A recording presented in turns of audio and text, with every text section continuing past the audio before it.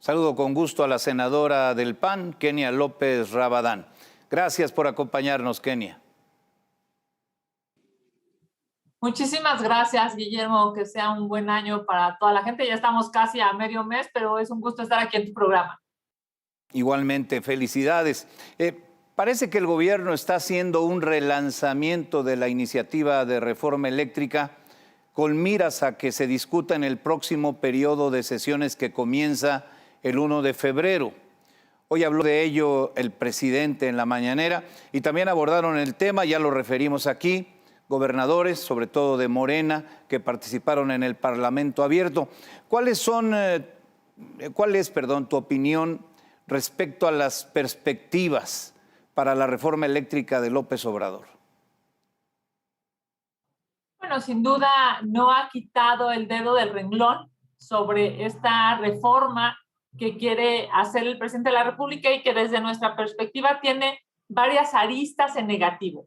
Y el primero es que pues pareciera que estamos queriendo regresar a a las épocas del siglo pasado en donde las energías sucias eran las energías que estaban, desarrollándose. Es claro, pues, que además de que va a haber un país más contaminado, un planeta más contaminado con esta reforma que quiere implementar el presidente de la República, lo segundo que es todavía igual de preocupante para el día a día de los mexicanos es que va a ser lamentablemente más cara la luz en el común, en esta luz que necesitamos todos los días para trabajar, para estudiar, para desarrollarnos.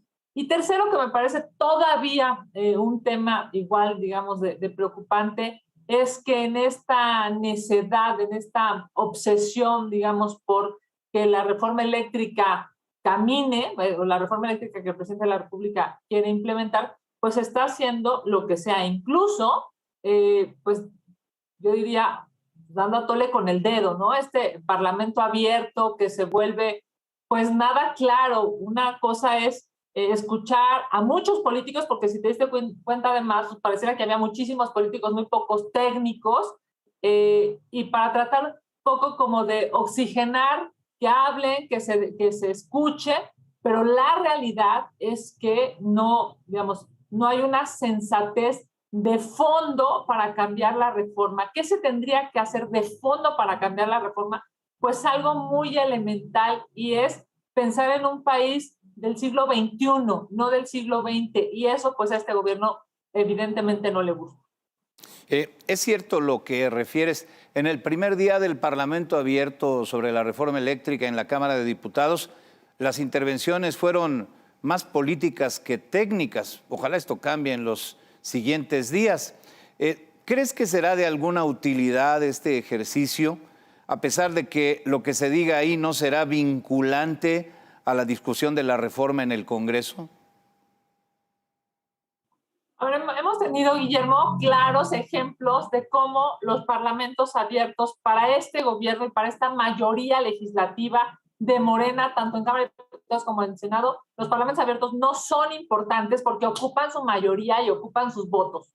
Recordarás, por ejemplo, lo que pasó cuando se discutía a propósito de la Guardia Nacional, ¿no? Era increíble porque fueron expertos, defensores de derechos humanos, gente que ha hecho de su vida, el entendimiento de los distintos tipos de policía, en fin, y muchos de ellos, la mayoría de ellos decían pues que no era, no era bueno para el país que el país se militarizara.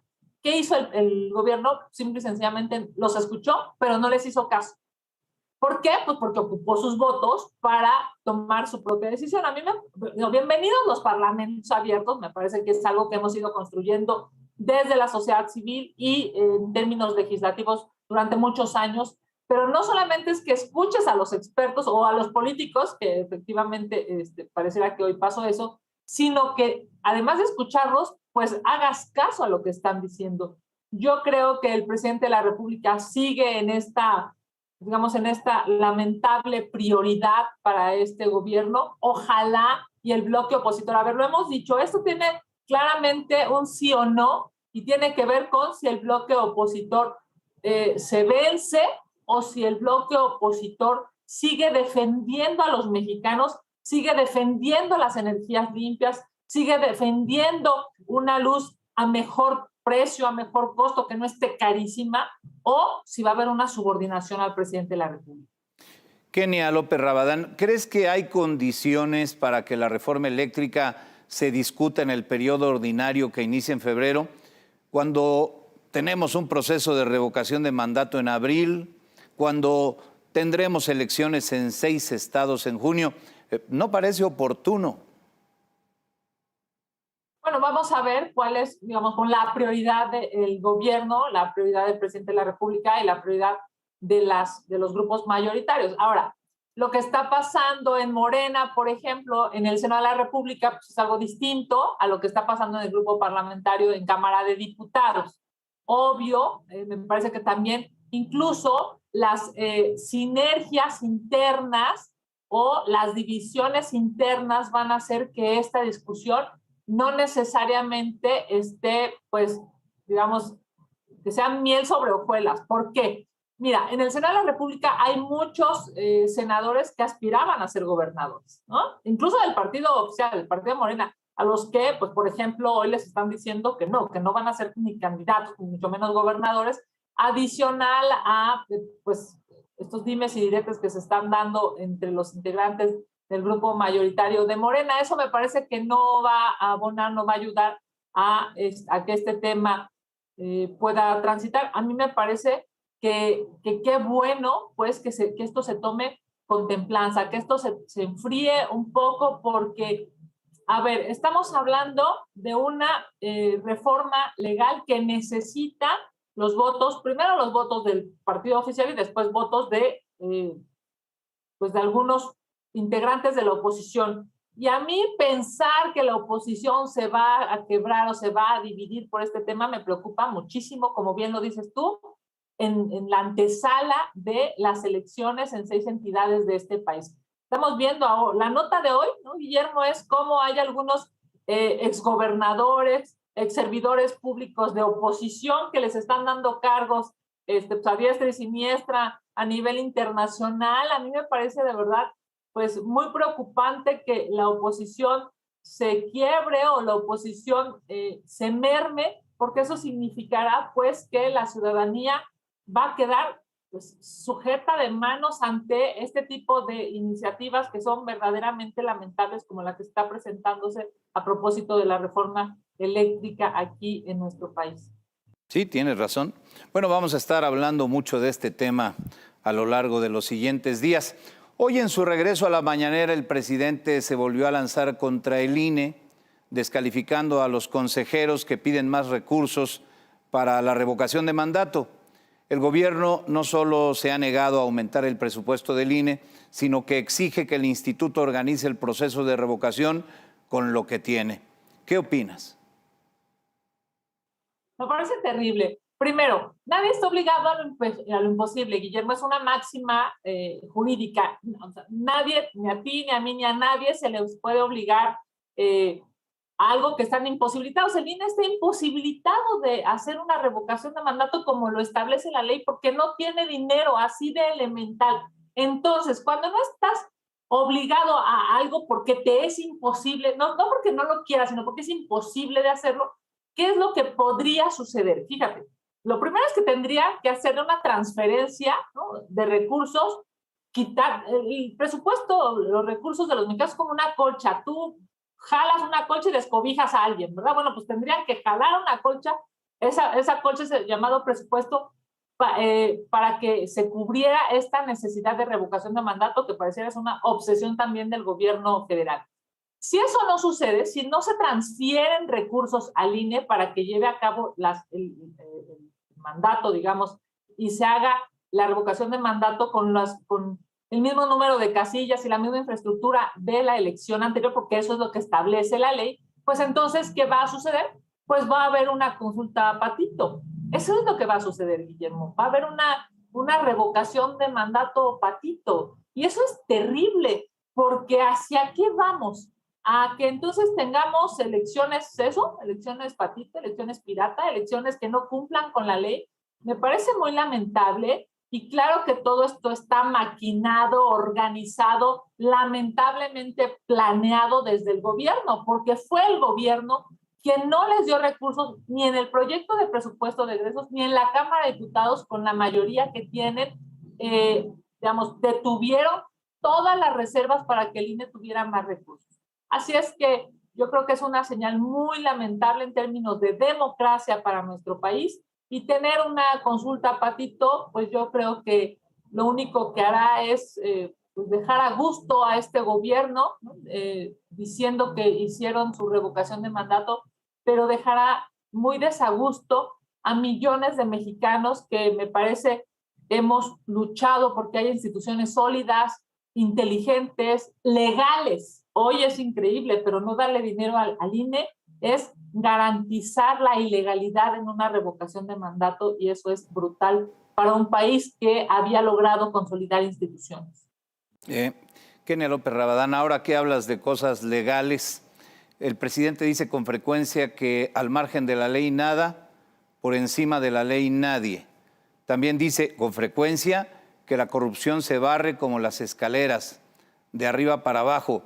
Sin embargo, eso no ocurre con sus cercanos, ni con su familia, ni con sus colaboradores, como la secretaria de Educación Pública, Delfina Gómez, señalada, lo recordabas tú en la contramañanera, señalada por quitar dinero a los trabajadores del municipio de Texcoco cuando era presidenta municipal para darle ese dinero a Morena.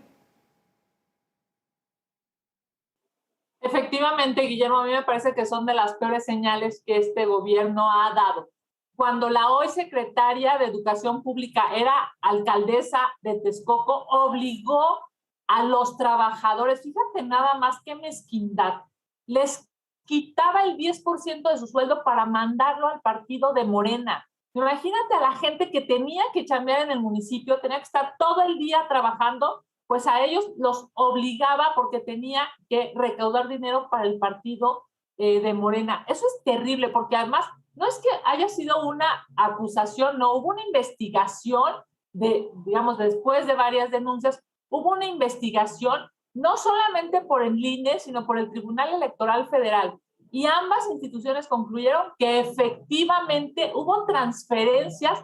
Es que el dato es verdaderamente aterrador. Hubo transferencias del municipio al partido de Morena. Eso en una democracia es inaceptable, Guillermo. Imagínate tú, digamos, esta lógica enferma de primero, es ilegal, además de, digamos, es una cosa penal, es una cosa electoral, además de quitarles el dinero, pues ese dinero, ocuparlo para un partido político, me parece que es el exceso, digamos, de lo que este gobierno ha podido demostrar. Y bueno, pues sí, como dijera el presidente, esto de las escaleras se barren de arriba para abajo, pues está padrísimo en sus mañaneras, está padrísimo para sus discursos populistas, pero la realidad es que no es cierto y no lo aplica, porque una de las mujeres más poderosas de este gobierno precisamente es la secretaria de Educación Pública, que ha sido diputada federal, senadora de la República, alcaldesa, hoy secretaria de Estado, una mujer con tanto poder que hoy claramente se ha demostrado que le quitó el dinero a los empleados, no ha sido sancionada y sigue trabajando, sigue cobrando de los impuestos de la gente. Me parece que el puro hecho de que siga siendo servidora pública es muy preocupante, porque, como dice el dicho, por encima de la ley nadie. Pues hoy la señora secretaria de Educación Pública, Delfina Gómez, está por encima de la ley. Y eso es terrible, tanto para el discurso populista de su jefe, para el discurso populista del presidente de la República, y también es terrible para el país, porque claramente se ve que aquí en esta administración, si eres cercano al gobierno, si eres cercana al gobierno, no te pasa absolutamente nada. Y uno de los ejemplos más claros es este. Pues con estas noticias iniciamos el año. Senadora Kenia López Rabadán, gracias por estar con nosotros. Mi querido Guillermo, un abrazo a ti y a tu auditorio. Y por supuesto, efectivamente, como comentaste, el próximo 1 de febrero empieza el periodo de sesiones tanto en Cámara de Diputados como en Cámara de Senadores. y por supuesto será un gusto seguir dialogando contigo. Un abrazo, bonita noche. Igualmente, muchas gracias. Hasta pronto, Kenia.